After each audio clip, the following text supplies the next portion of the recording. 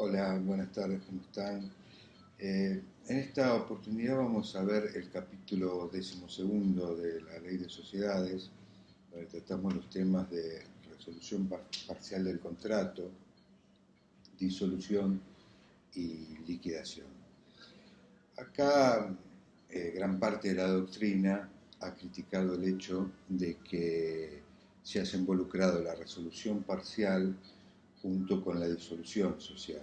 Estamos en el artículo 89 de la ley, y entonces dice que cómo puede ser que pongamos en el mismo sección, en el mismo capítulo de la ley, el hecho de una resolución parcial que no trae para nada aparejada justamente la disolución de la sociedad, justamente por lo que hemos visto respecto a la naturaleza jurídica. Recordarán del contrato societario. Recordarán que habíamos dicho que en el derecho común, en el caso de que existiera un incapaz, el contrato era nulo, caía en su totalidad, me refiero, respecto de todos los otorgantes. En cambio, en el derecho especial, en el derecho comercial, el principio general era salvaguardar la empresa, la institución, y por eso hablábamos de una resolución parcial, es decir, que la falta de consentimiento, por ejemplo, en un contrato societario, no hacía, o el vicio, no hacía caer el contrato respecto de todos los otorgantes, sino de la persona o del socio afectado. Entonces, por eso viene de ahí la crítica, dado que la disolución es el principio del fin de la sociedad. En cambio, la resolución parcial solamente afecta el vínculo de ese socio para con la sociedad, pero de ninguna manera, salvo casos excepcionales, de ninguna manera para el resto de los socios. Acá tenemos una forma, como veníamos aplicando en los parciales, ¿no?, de vinculación de dos o tres temas juntos, y la necesidad entonces de poder vincular los distintos temas que vamos desarrollando a lo largo de la cursada respecto de esta materia, relacionar esos temas, decía, entre sí. Entonces, una íntima vinculación en la resolución parcial con la naturaleza jurídica del contrato y el espíritu del legislador por la permanencia en el mercado de una empresa, ¿no? Decimos que se produce la resolución parcial en distintos supuestos de la ley, y tiene efectos también distintos en algunos de los tipos societarios. Estas causales que plantea la ley plantea tres casos, pero también deja abierta la posibilidad, tanto en el tema de resolución parcial como en el tema de disolución, para que nosotros contractualmente podamos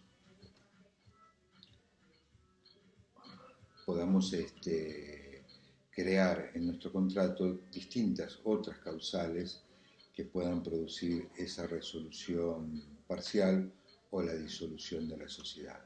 Lo que no podemos dejar de lado son las cuestiones que hacen al orden público, como siempre.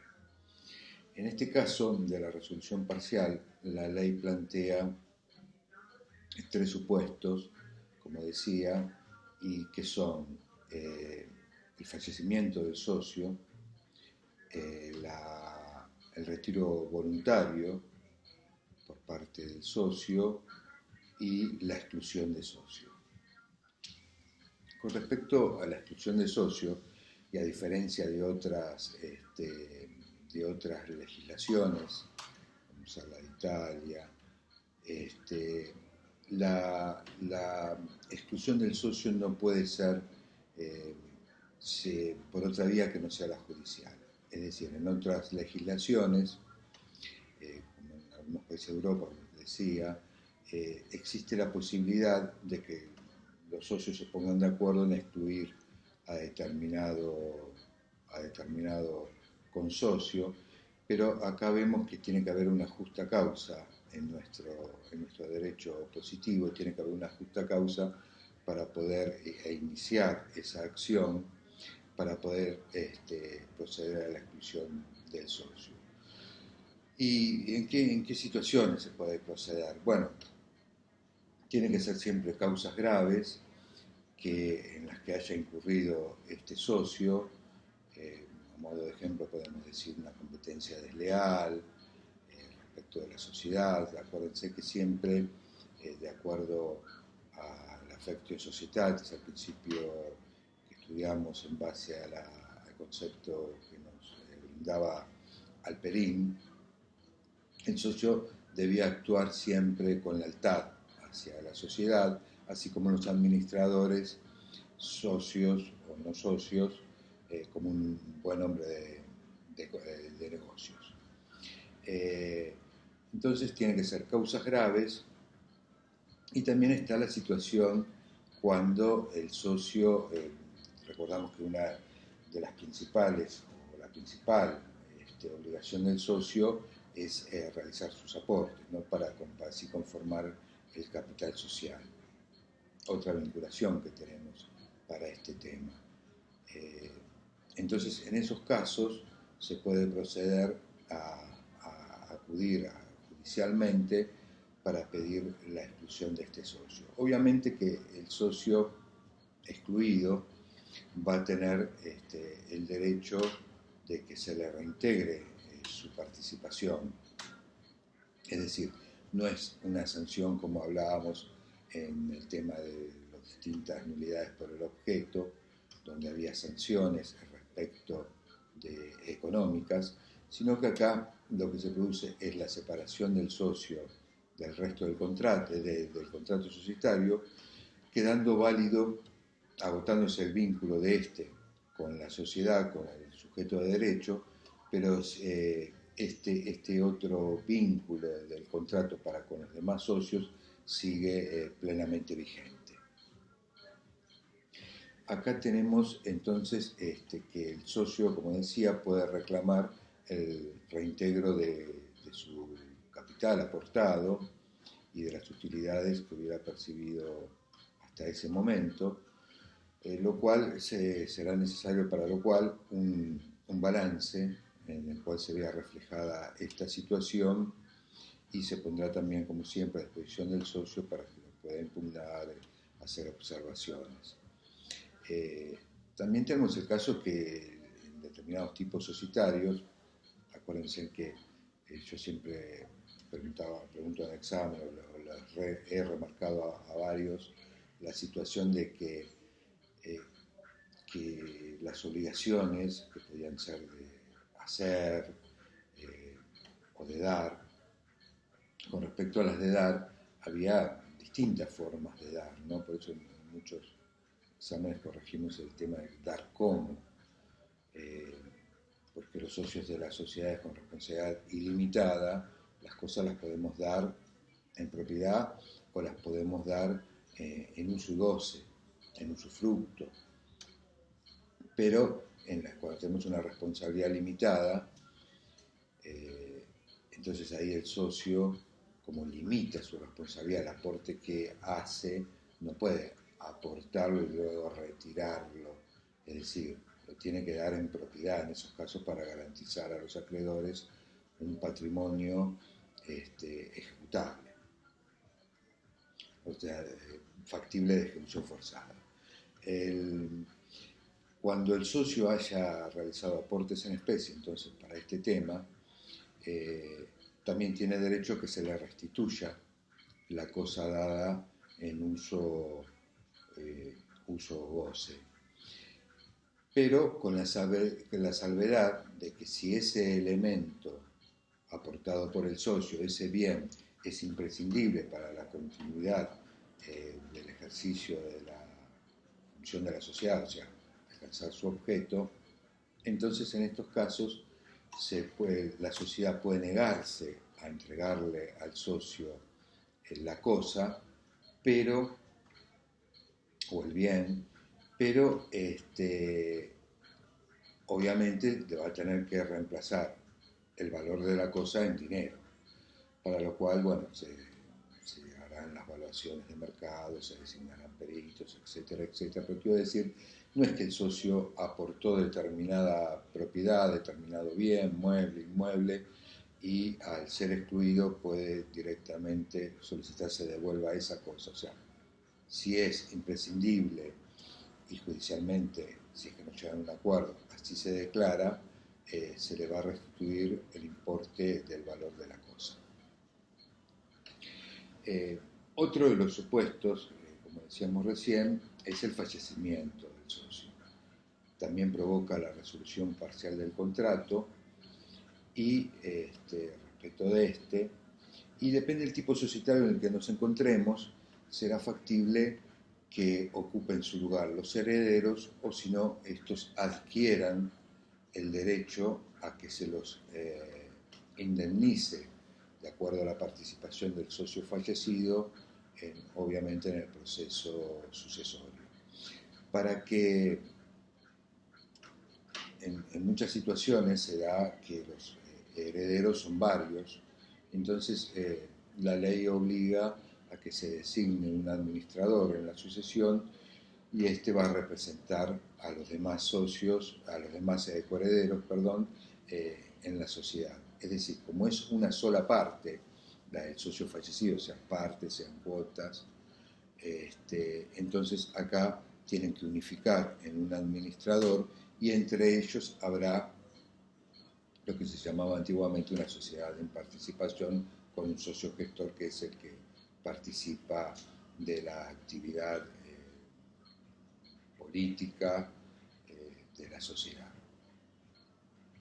Decía que en todos los tipos societarios no es factible esto. En la colectiva sí lo es, si está pautado en el contrato.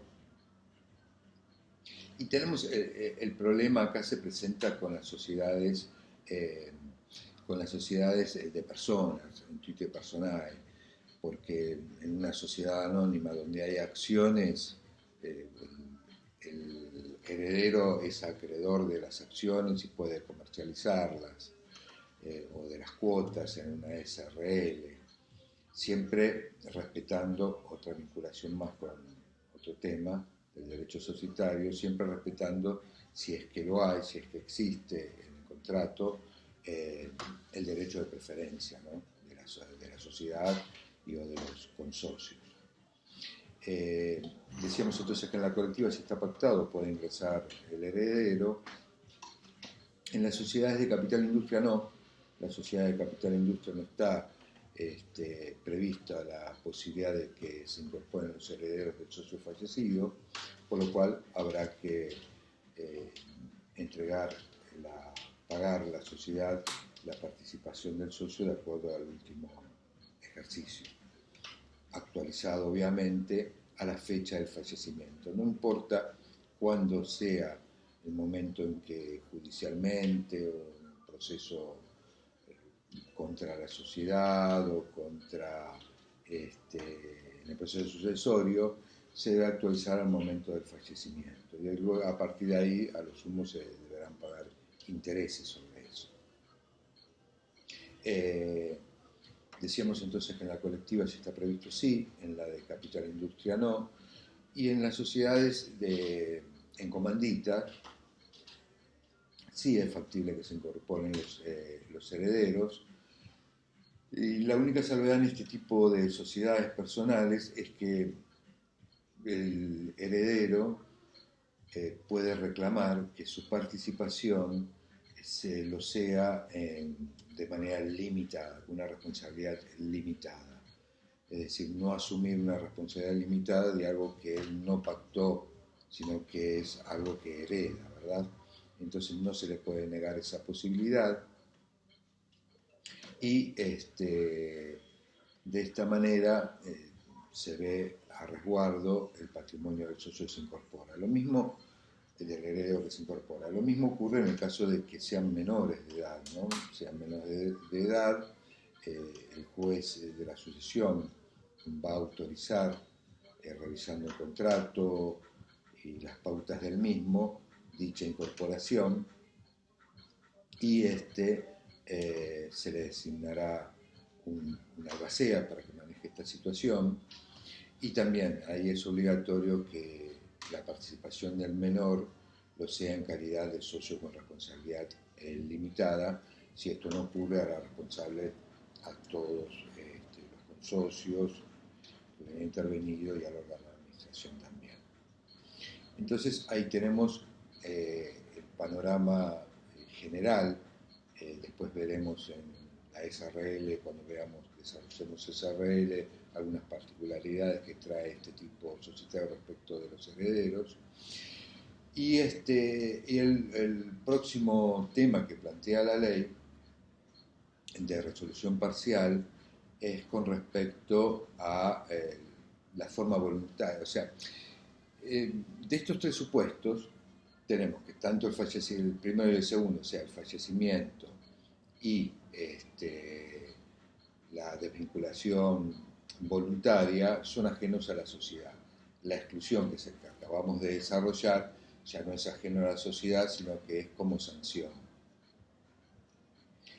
Siempre y cuando, como decía, se haya caído en una causa grave y la acción se inicie dentro de los 90 días de haber llegado a conocimiento de la sociedad o de alguno de los socios, pues puede ser por una acción individual que le inicia algún socio y luego se agrupan los demás en el mismo expediente. Hay un plazo de 90 días de que llega a conocimientos de ellos esta falta grave para que puedan iniciarla, porque el legislador considera que si fue algo tan grave como para poder excluirlo, se debe actuar de manera más o menos inmediata. Por eso la ley fija este plazo, que es de caducidad, de 90 días para poder iniciar la acción. Volvemos al tema de la otra causal, que es la de voluntariamente, la de retirarse de la sociedad. Y acá también tenemos otro tema que relacionamos. ¿Se acuerdan que siempre poníamos como ejemplo el hecho de que no podemos decir un día para el otro, yo me voy de la sociedad? Lo podemos hacer y tal vez a varios socios te interesa, bueno, le compramos una parte, cualquier circunstancia se puede presentar, pero él no nos puede compeler, obligarlos a que lo hagan. Y vimos este tema, este ejemplo, cuando hablamos del derecho de receso. Entonces, la forma en que voluntariamente el socio se puede retirar de la sociedad es justamente, y producir esa resolución parcial del contrato, es justamente a través del ejercicio del derecho de receso. ¿Por qué? Porque, primero, como decíamos antes, ¿no? Alguien no puede exigirle a los demás, los negocios no me gustan, no andan bien, bueno, yo a mi parte me voy, pero tampoco el legislador puede obligar a que sea a perpetuidad, o por lo menos hasta la finalización de la existencia de la sociedad, el hecho de que continuemos en ese estado, ¿no? En el estatus manteniendo el estatus de socio. Pero tiene que ser también, ¿se acuerdan cuando vimos derecho de receso, que tenía que ser una causa importante que produjera una modificación sustancial en el contrato societario? Entonces, este es el ejercicio voluntario, digamos, que depende del socio, ¿no? Que acá él voluntariamente decide ejercer ese derecho de receso ante una circunstancia como pusimos en los ejemplos: fusión, decisión, transformación, cambio de objeto. Entonces, en esos casos se produce también esa resolución parcial del contrato respecto de ese socio, pero siguen vigentes las obligaciones y los derechos de los demás. También, obviamente, en el caso del ejercicio del derecho de receso, va a haber que brindarle la posibilidad al socio de recuperar lo invertido en la sociedad. Esto también siempre y cuando el patrimonio se mantenga incólume, es decir, si en el transcurso de la existencia del sujeto de derecho los negocios no funcionaban bien y hubo pérdidas de capital, y ya no tenemos la participación de cada uno de nosotros intacta, entonces, bueno, se devolverá en esa proporción también, ¿no? Es decir, si no estamos al borde de una quiebra y lo excluimos o fallece o lo que fuera, por eso siempre vamos a estar al último ejercicio contable para que pueda evaluar esa participación. Si el capital se ha perdido o algunas circunstancias comerciales lo han disminuido, bueno, también el socio que se retira voluntaria o forzadamente va a tener que soportar esa situación. Bueno, acá tenemos entonces los casos desarrollados respecto de esta situación de la resolución parcial del contrato prevista por el legislador para mantener, como todo el espíritu, el 99% de las leyes comerciales, sostener en este caso el instituto que sería el contrato societario. Bueno, vamos a ver a posteriori el tema de la disolución